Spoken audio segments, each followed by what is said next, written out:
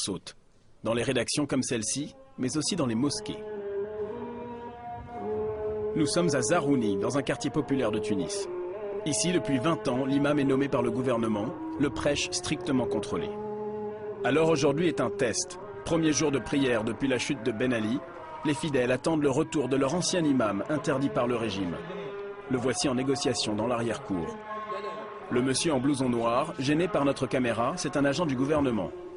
Il enfile le costume d'imam. Il vient à l'instant de décréter qu'il conduirait lui-même la prière. L'ancien est prié de se taire.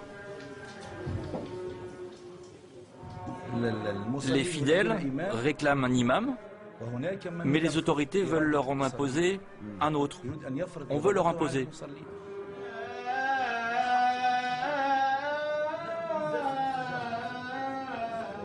Devant des centaines de fidèles incrédules, l'inconnu prend la parole et récite son texte. Mais la mascarade ne dure que 10 minutes.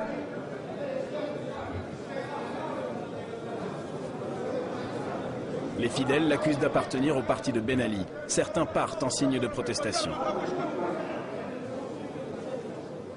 L'agent quitte alors la mosquée par la petite porte. Mounji, l'ancien imam, reprend le prêche.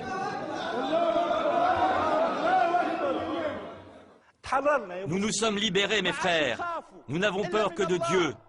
Vous avez souffert, vous, musulmans.